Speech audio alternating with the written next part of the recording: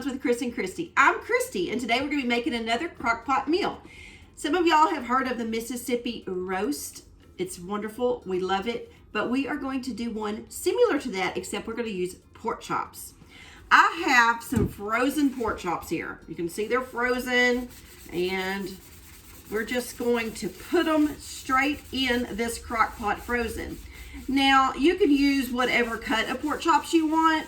These that I am using are the bone-in. I really prefer to get the bone-in because I feel like the bone gives it flavor.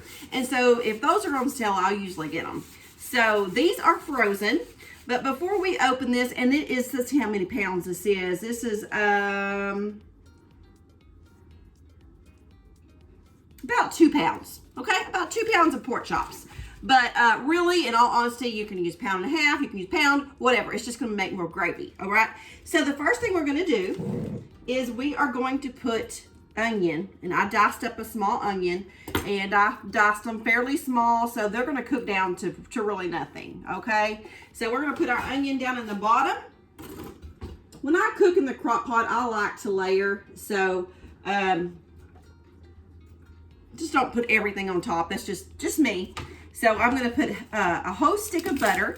But I'm going to use a whole stick of butter. Let me move you down so you can see a little bit better. I'm going to put half of the butter on the bottom. And I'm just going to kind of slice it. So just throw that in there with the onion. Okay, now we're going to go ahead and put our pork chops in here. Hopefully I can get this open. I love recipes where you can just throw meat straight in the crock pot when you are in a hurry from the freezer. And so sometimes this is easy to get out and sometimes it's not. So hopefully today it will be easy, and yeah, it is. Okay, now if these pork chops were defrosted, I would have browned them, but they're not. It's just one of them days where you just grab what you got. So let me rinse my hands just for a second. Touching that meat. But it'll still be delicious. Okay, so now we're going to do a tablespoon or so of garlic. If you're going to do fresh, you could probably just go probably 2 crushed cloves. And I'm just going to kind of just throw that in there like that. And we're going to do a cup of water, which I'll just put that on the side, not on top, to rinse that off. And then we're going to use a package of ranch seasoning. We're just going to sprinkle that on top.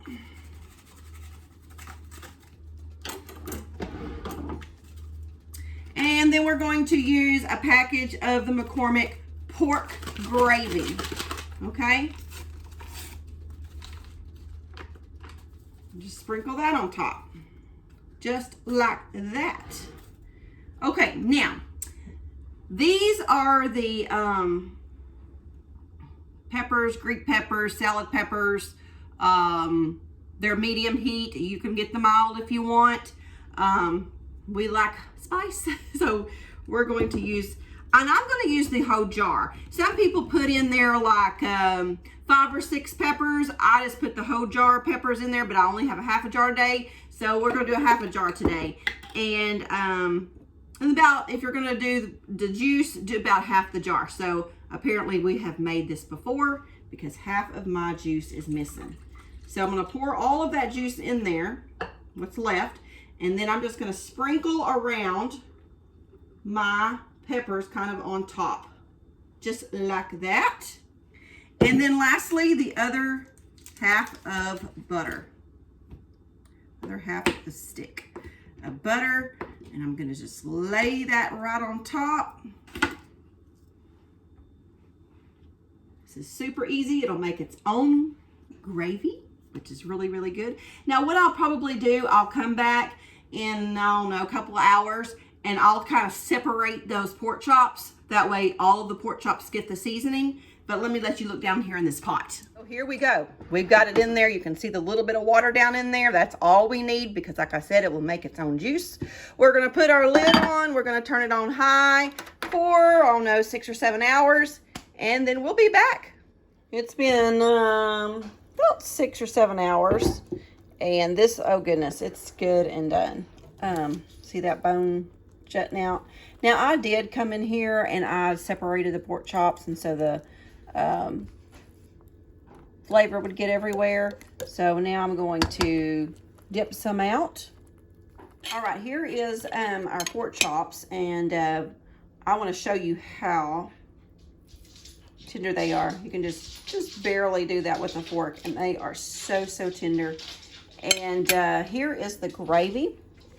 If you want to make your gravy thicker, of course, this is more like a natural gravy with the flavoring. But if you wanted to make a thicker gravy, you could do a slurry of some cornstarch or even flour, and put it in here, and then just kind of whisk it up, and then put your lid back on for about 10 minutes, and it'll thicken right up. I'm gonna give it a taste test and tell us how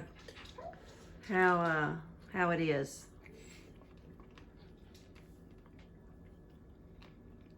He loves the Mississippi roast. It's hot. It's good. It tastes just like, it's just pork chops instead of roast. Mm-hmm. It has the same flavor. Spicy hot or heat hot? Like hot out of the pot. Burn you. So you love it? Yeah, it's good.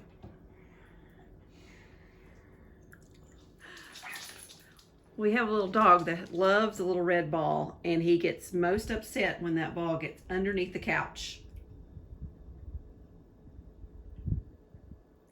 Where's your toy at? Get your toy.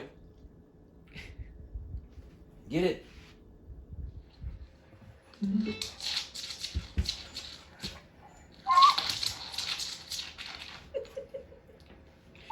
We get it out, and how many seconds later? Not long. I mean, you could do it all day long. Over and over and over again. Where's it at? Oh, He'll have it back underneath there in 20, 30 seconds.